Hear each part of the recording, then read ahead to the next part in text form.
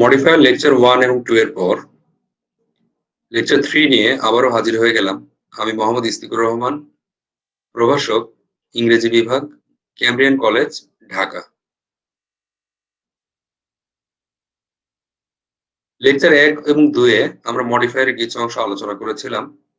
তো সেখানে মূলত আমরা আলোচনা করেছি প্রি মডিফায়ার নিয়ে। আর আজকে আমরা আলোচনা করব পোস্ট মডিফায়ার। মডিফায়ারের আলোচনার শুরুতেই তোমরা জেনেছো যে প্রি মডিফায়ার হলো সেই মডিফায়ার গুলো যারা আগে বসে মডিফাই করে, এবং পোস্ট মডিফায়ার হচ্ছে সেই মডিফায়ার গুলো যারা পরে বসে মডিফাই করে। তো চলো দেখে নেওয়া যাক পোস্ট মডিফায়ার কোনগুলো। কিছু ওয়ার্ড এবং কিছু ফ্রেজ এরা পোস্ট মডিফায়ারের অন্তর্ভুক্ত, যেমন present participle, infinitive phrase, past participle phrase, relative close, appositive, adjective, prepositional phrase এবং অ্যাডভার্ব।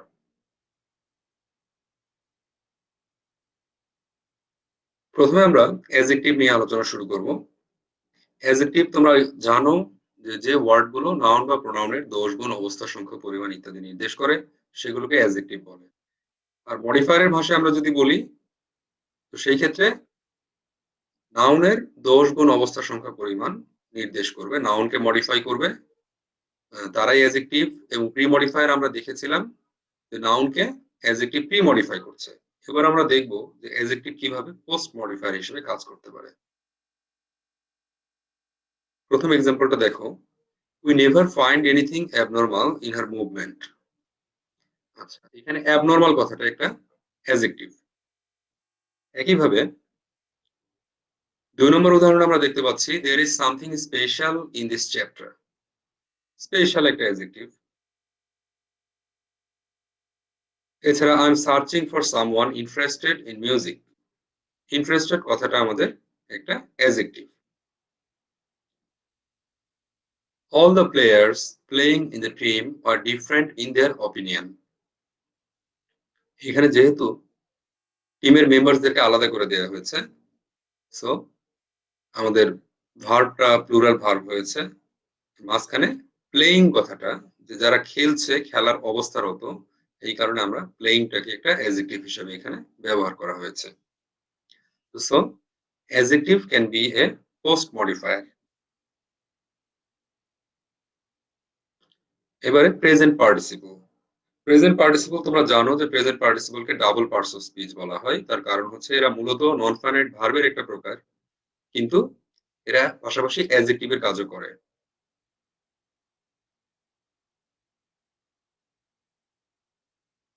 জেনারেল স্ট্রাকচার হচ্ছে V1 plus ING equal to adjective, অর্থাৎ এদের বাহ্যিক আকারটা এরকম, সবসময় এরা V1 প্লাস আইএনজি এই রূপে থাকে, কিন্তু এরা কাজ করে হলো অ্যাডজেক্টিভের মতো। কাজেই যদি কোথাও আমাদের অ্যাডজেক্টিভ ব্যবহার করতে হয়, সেই ক্ষেত্রে যদি আইএনজি ফর্ম তোমাদের মনে হয়, সেক্ষেত্রে তোমরা সেটাও ব্যবহার করতে পারবে। আবার প্রেজেন্ট পার্টিসিপল বললেও সরাসরি এটা ব্যবহার করা যাবে। তো চলো দেখে নেওয়া যাক আসলে এরা সেন্টেন্সে কিভাবে কাজ করে। A strolling stone gathers no moss. এখানে আমরা দেখছি যে স্ট্রলিং কথাটা আইএনজি যোগ আছে, যেহেতু স্টোনের আগে বসেছে, তাহলে স্ট্রলিংটা স্টোনকে মডিফাই করছে। আচ্ছা, তাহলে প্রেজেন্ট পার্টিসিপল আমরা একটা এক্সাম্পল হিসেবে নিতেই পারি। We found them playing. প্লেইংটা এখানে একটা present participle. Robin saw the man drinking. I cannot keep him wasting.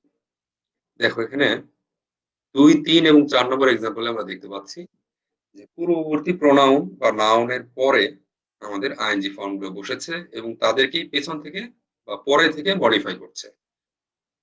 যে উই ফাউন্ড দেম প্লেইং, মানে তাদেরকে খেলা অবস্থায় আমরা দেখলাম, মানুষটাকে আমরা ড্রিঙ্কিং অবস্থায় দেখলাম, আর আমি তাকে ওয়েস্ট হতে দিতে পারি না। দ্যাট মিন্স হিম এর পরে ওয়েস্টিং বসে পোস্ট মডিফাই করেছে। এবারে চলো অ্যাডভার্ব নিয়ে কথা বলা যাক। অ্যাডভার্ব আমি আগেও বলেছি যে অ্যাডভার্ব হচ্ছে সবথেকে বড় মডিফায়ার, কারণ এরা নাউন বাদ দিয়ে প্রায় প্রত্যেককেই মডিফাই করতে পারে। ইভেন অ্যাডভার্বকেও মডিফাই করতে পারে। The tree behind is ours. এখানে আমরা বিহাইন্ড কথাটা দেখতে পাচ্ছি। বিহাইন্ড এখানে একটা adverb. The child there was crying for food. There একটা adverb. The functions below are to be worked out. এখানে below একটা অ্যাডভার্ব পাচ্ছি আমরা। The problems here are to be solved. তাহলে এখানে here কথাটা অ্যাডভার্ব। এবারে ইনফিনিটিভ ফ্রেজ নিয়ে আমরা আলোচনা করব। ইতিপূর্বে আমরা ইনফিনিটিভ নিয়ে আলোচনা করেছি, তোমরা জানো 2 + v1 = ইনফিনিটিভ। এবার আমরা জানবো 2 + v1 + এক্সটেনশন এর মানে হলো ইনফিনিটিভ ফ্রেজ, অর্থাৎ ইনফিনিটিভের সঙ্গে কিছু অতিরিক্ত শব্দ বা শব্দগুচ্ছ থাকলে সেক্ষেত্রে আমরা সেটাকে ইনফিনিটিভ ফ্রেজ হিসেবে বিবেচনা করতে পারি। এক্সাম্পলে দেখে নেওয়া যাক। My dream to study engineering ended in smoke.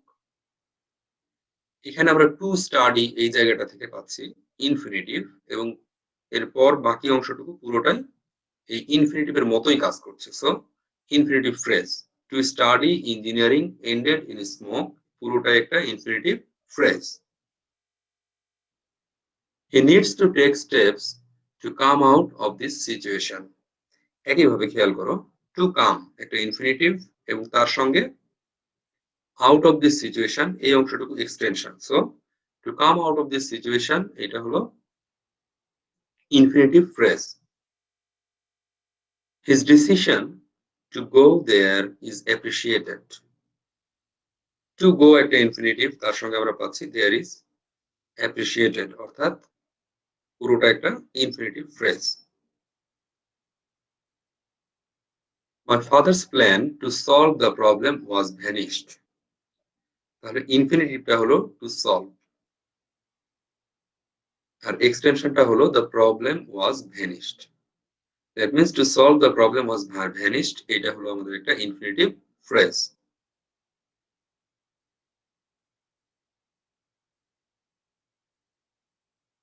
এবার আমরা প্রেজেন্ট পার্টিসিপল নিয়ে আলোচনা করব।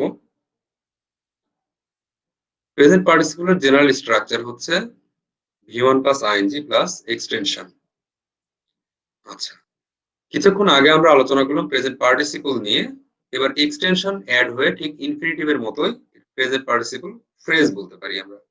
তোমাদের কোশ্চেন এরকম থাকতে পারে যে use a present participle phrase. সেই ক্ষেত্রে প্রেজেন্ট পার্টিসিপলের সঙ্গে আমাদেরকে কিছু এক্সটেনশন যোগ করতে হবে। The man entering into the room is my brother. এখানে দেখো ইন্টারিং আমাদের একটা প্রেজেন্ট পার্টিসিপল, তার সঙ্গে এক্সটেনশন যোগ হয়েছে ইনটু দ্য রুম। এই টোটাল ফ্রেজটা কাজ করছে একটা প্রেজেন্ট পার্টিসিপলের মতোই। সো এটা একটা present participle phrase. He found the boy lying on the floor. লাইংটা প্রেজেন্ট পার্টিসিপল, তার সঙ্গে এক্সটেনশন যোগ হয়েছে অন দ্য ফ্লোর। তাহলে lying on the floor এটাও একটা present participle phrase. I saw the plane taking off. আচ্ছা, টেকিং অফ এটা নরমালি একটা ফ্রেজ এবং এটা একটা present participle phrase. The teacher found me writing an email. আচ্ছা, এখানে আমাদের রাইটিংটা দেখো, এটা একটা প্রেজেন্ট পার্টিসিপল, তার সঙ্গে an email এটা একটা এক্সটেনশন। তাহলে v1 + ing + extension = present participle.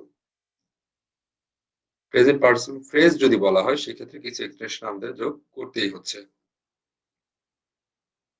Past participle phrase. Past participle তোমরা জানো যে ভার্বগুলোর v3 3 নম্বর ফর্মটাকে আমরা বলি পাস্ট পার্টিসিপল, তার সঙ্গে কিছু এক্সটেনশন যোগ করলে সেটাকে আমরা বলতে পারি past participle phrase.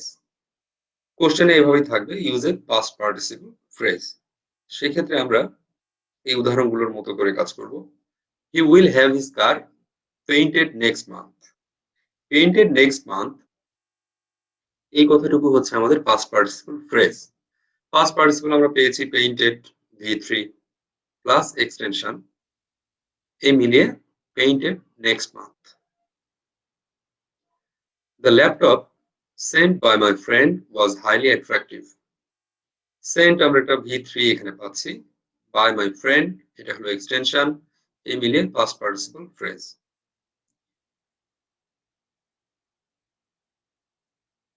The girl found in the street was his sister. Found এটা একটা past participle, in the street এটা হলো এক্সটেনশন, এই মিলিয়ে আমরা পাচ্ছি পাস্ট পার্টিসিপল ফ্রেজ। একইভাবে the book written by Mr. Khan was published a few days ago. Written V3 তার সঙ্গে by Mr. Khan, এই মিলিয়ে একটা পাস্ট পার্টিসিপল ফ্রেজ। এবারে চলো প্রিপজিশনাল ফ্রেজ নিয়ে আমরা কথা বলবো। তার আগে প্রিপজিশন তোমরা সবাই চেনো, তো প্রিপজিশনাল ফ্রেজটা আমাদের চিনতে হবে। প্রিপজিশনাল ফ্রেজ আসলে আমাদের কোশ্চেনে ঠিক এই কথাটাই লিখে থাকবে যে ইউজ এ প্রিপজিশনাল ফ্রেজ। তো সেই ক্ষেত্রে আমরা কি করব? তো প্রিপজিশনাল ফ্রেজ ইউজ করতে গেলে আমাদের প্রথমে যেটি করতে হবে, প্রিপজিশনাল ফ্রেজটাকে চিনতে হবে যে আসলে একটা প্রিপজিশনাল ফ্রেজ কিভাবে গঠিত হয় সেটা দেখতে হবে। প্রিপজিশনাল ফ্রেজ সব সময় শুরু হবে হচ্ছে একটা প্রিপজিশন দিয়ে। শেষ হওয়ার ক্ষেত্রে তিনটা অপশন আছে, তিন ভাবে শেষ হতে পারে, মাঝখানে অনেক কিছু থাকতে পারে। শুরুতে আমরা পাবো একটা preposition. A prepositional phrase always starts with a preposition and ends with a preposition, noun or pronoun. মাঝখানে যাই থাক আমরা দেখব যে ফ্রেজের শুরুতে প্রিপজিশন আছে কিনা। যদি প্রিপজিশন দিয়ে শুরু হয় তাহলে আমরা ধরে নিতে পারি যে এটা prepositional phrase.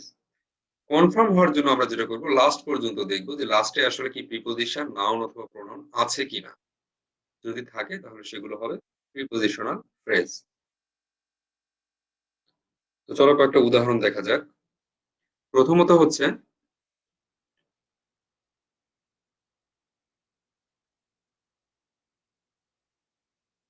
he went to market with a view to buying some books. এখানে দেখো with a view to, এই অংশটুকু আন্ডারলাইন করে দিয়েছি তোমাদের সুবিধার্থে। উইথটা হলো একটা প্রিপজিশন, আমার শর্তের সঙ্গে মেলাও। এই preposition phrase start with a preposition, তাহলে প্রিপজিশন উইথ দিয়ে শুরু হয়েছে, মাঝখানে কিছু শব্দ থাকবে এ ভিউ টু, তো এখানে শেষে গিয়ে আমরা পাচ্ছি টু, অর্থাৎ প্রিপজিশন দিয়েই শুরু, প্রিপজিশন দিয়েই শেষ। সো এটা একটা প্রিপজিশনাল ফ্রেজ, কোনো সন্দেহ নেই। His skill in social science is noteworthy. এখানে দেখো ইন দিয়ে শুরু, সায়েন্স দিয়ে শেষ, অর্থাৎ প্রিপজিশন দিয়ে শুরু হয়েছে, নাউন দিয়ে শেষ হয়েছে। সো এটাও একটা প্রিপজিশনাল ফ্রেজ। 3 নম্বর এক্সাম্পলে the old lady with her was the principal. With her কথাটা দেখো, উইথটা হলো আমাদের একটা প্রিপজিশন, হার একটা প্রোনাউন। সো উইথ হার এটা হচ্ছে প্রিপজিশনাল ফ্রেজ। 4 নম্বর এক্সাম্পলে it is a wrong idea that only people with plenty of food can stay well. আচ্ছা, আন্ডারলাইন পার্টটুকু আমরা দেখি। উইথ দিয়ে শুরু হয়েছে, ফুড একটা নাউন, নাউন দিয়ে শেষ হয়েছে। সো এটা একটা prepositional phrase. Last example, I found a young man with him. With একটা প্রিপজিশন এবং হিম একটা প্রোনাউন, তাহলে এটিও একটি প্রিপজিশনাল ফ্রেজ। ওকে, তাহলে প্রিপজিশনাল ফ্রেজ আমরা ক্লিয়ার হলাম। এবারে আমরা আলোচনা করব অ্যাপোজিটিভ। অ্যাপোজিটিভ নিয়ে আলোচনার আগে আমাদের জানা দরকার যে আসলে অ্যাপোজিটিভ কি। কখনো কখনো আমরা কোনো সাবজেক্ট এরকম হয় যে আমাদের ব্যবহারিক জীবনে এরকম হয় যে কোনো একটা নাম শুনলে বা এরকম কোনো মানুষকে, কোনো মানুষের ব্যাপারে কিছু শুনলে আমরা তার টোটাল পরিচয়টা বুঝতে পারি না বা আরো জানার ইচ্ছা হয়, তখন আমাদের কোশ্চেন করতে হয়। তো সেই কোশ্চেন গুলো যেন অ্যারাইজ না হয় তার আগেই যাদের উদ্দেশ্যে আমরা তার ব্যাপারে বলছি তারা যেন বুঝতে পারে, সেই জন্য মূলত অ্যাপোজিটিভ ব্যবহার করা হয়। তো অ্যাপোজিটিভ হচ্ছে প্রথমে সাবজেক্টের পরে তার কোনো ডেজিগনেশন বা যে কোনো ধরনের ইন্ট্রোডাক্টরি এলিমেন্ট যেটা দ্বারা তাকে চিনতে সুবিধা হয়, আমরা রিকগনাইজ করতে পারি সহজে, সেগুলোই হচ্ছে অ্যাপোজিটিভ। অ্যাপোজিটিভের আগেও কমা থাকে, পরেও কমা থাকে। তো চলো উদাহরণে দেখে নেওয়া যাক। Mister Rafiq, the principal of Z college, is a gentleman. আচ্ছা, মিস্টার রফিক নরমালি বললে মিস্টার রফিক নামের অনেক মানুষ আছে, আমরা সহজে রিকগনাইজ করতে পারবো না, বা যে এলাকার মানুষ ওই মিস্টার রফিককে চেনে না তারা রিকগনাইজ করতে ডিফিকাল্টি ফেস করবে। বাট আমরা যদি বলে দিই the principal of Z college, at least এতটুকু বোঝা যায় যে তিনি একজন প্রিন্সিপাল মানুষ। তো এখানে আমাদের the principal of Z college এতটুকু হচ্ছে appositive. Mrs Khan, our English teacher, is a very strict person.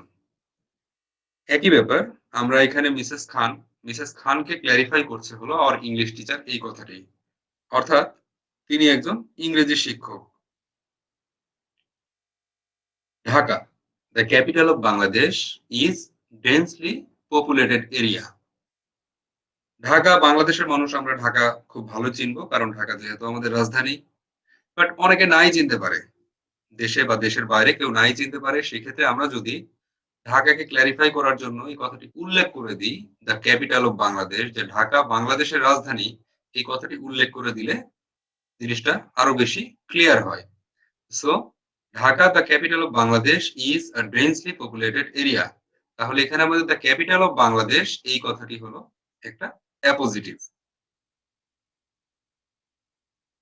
এবারে দেখো ইব্রাহিম, এই ইব্রাহিম নামটা এতই কমন যে আমাদের কোনোভাবেই রিকগনাইজ করা সম্ভব না। তো কোন ইব্রাহিমকে আমরা বোঝাচ্ছি সেটা বোঝানোর জন্য আমাদের অবশ্যই দ্য নোবেল লরেট কথাটা সহায়ক। অর্থাৎ যে ব্যক্তিটি নোবেল প্রাইজ পেয়েছেন উনি ছিলেন একজন বিদ্বান লোক, অর্থাৎ দ্য নোবেল লরিয়েট এখানে আমাদের হলো appositive. Mister Asif, a renowned doctor, works in Bangladesh. আচ্ছা, তাহলে এখানে রিনাউন্ড ডক্টর এটা হলো অ্যাপোজিটিভ। তোমাদের পরীক্ষায় প্রশ্নটি এভাবে আসবে যে আমাদের আন্ডারলাইন্ড অংশটুকুই ধরো তোমাদের ফিল ইন দ্য গ্যাপস। এখানে মিস্টার রফিক লেখার পরে এখানে ব্র্যাকেটে লেখা থাকবে যে ইউজ অ্যান অ্যাপোজিটিভ। তো আমাদের ওই কনটেক্সট অনুযায়ী নির্ধারণ করতে হবে। পরের কয়েক লাইন পড়লে আমরা বুঝতে পারবো যে আসলে মিস্টার রফিক লোকটা কে, বা কি বললে তার ইন্ট্রোডাকশনটা আরো বেশি ক্লিয়ার হয়। তখন আমাদেরকে the principal of Z college বা তোমার ফিল ইন দ্য গ্যাপস যেটা দেয়া থাকবে সেটার কনটেক্সট অনুযায়ী যা আসবে সেই অ্যাপোজিটিভটা আমাদের ব্যবহার করতে হবে।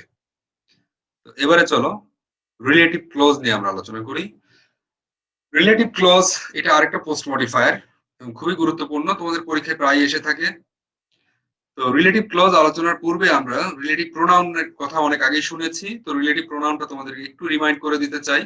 রিলেটিভ প্রোনাউন হচ্ছে সেগুলো যেগুলো সেন্টেন্সের মাঝখানে বসে দুইটা ক্লজকে রিলেট করে, অর্থাৎ দ্যাট এবং ডাব্লিউএস কোশ্চেন গুলো যখন সেন্টেন্সের মাঝখানে বসে এবং সেন্টেন্সের শেষে ফুল স্টপ থাকে তখন আমরা ধরে নিতে পারি যে সেখানে রিলেটিভ ক্লজ থাকার একটা সম্ভাবনা থাকে। কারণ রিলেটিভ প্রোনাউন নাও হতে পারে। ডাব্লিউএস কোশ্চেন বা দ্যাট যে সেন্টেন্সের মাঝখানে বসলেই রিলেটিভ প্রোনাউন হবে এমনটা নয়, বরং আমাদের দেখতে হবে যে আসলে রিলেটিভ প্রোনাউন দিয়ে কোনো ক্লজ শুরু হয়েছে কিনা। তাহলে রিলেটিভ প্রোনাউন যুক্ত যে ক্লজটা সেটাই হবে আমাদের রিলেটিভ ক্লজ। আচ্ছা, এক্সাম্পল দিলে আমরা আরো বেশি ক্লিয়ার হতে পারবো। The people who live in the village are neglected. এখানে হু একটা রিলেটিভ প্রোনাউন, এর সঙ্গে এক্সটেনশন আমাদের যোগ হয়েছে লিভ ইন দ্য ভিলেজ, এই নিয়ে একটা ক্লোজ। সো এই ক্লোজটা হচ্ছে relative clause. The car which you bought yesterday is gorgeous. আচ্ছা, এখানে দেখো হুইচ একটা রিলেটিভ প্রোনাউন এবং আন্ডারলাইন পার্টের লাস্ট অংশটুকু দেখো ইয়েস্টারডে পর্যন্ত, এই টোটালটা মিলিয়ে একটা ক্লোজ, যে ক্লোজটা রিলেটিভ ক্লোজ হিসেবে ব্যবহার হয়েছে। People love the place that can be recognized peacefully. এখানে আমাদের রিলেটিভ প্রোনাউন হচ্ছে দ্যাট, এবং দ্যাট থেকে শুরু করে সেন্টেন্সের শেষ পর্যন্ত টোটালটি মিলিয়ে রিলেটিভ ক্লজ। পরবর্তী উদাহরণে you thought it was a criminal who called, who একটা রিলেটিভ প্রোনাউন এবং কল্ড যুক্ত হয়ে হু কল্ড এটি একটি relative clause. The last example, the examination which I took last year was effective. আচ্ছা, হুইচটা আমাদের একটা রিলেটিভ প্রোনাউন এবং I took last year এই মিলিয়ে আমাদের রিলেটিভ ক্লজ। তো এই নিয়ে আমাদের মডিফায়ারের আলোচনা শেষ হলো। আমার মনে হয় যে তোমরা যদি 3টে লেকচারই খুব ভালো করে দেখে থাকো তাহলে মডিফায়ার নিঃসন্দেহে তোমাদের কাছে খুবই সহজ এবং প্রাণবন্ত একটা টপিক হবে। আর সামনে পরবর্তী লেকচারে আমরা যা শিখলাম এই 3টি লেকচারে সেটি কিভাবে প্রয়োগ করব সেটা 4 নম্বর লেকচারে তোমাদেরকে দেখানো হবে। তো সেই ভিডিও দেখার জন্য তোমাদের আমন্ত্রণ রইল। That's all for today. Thank you.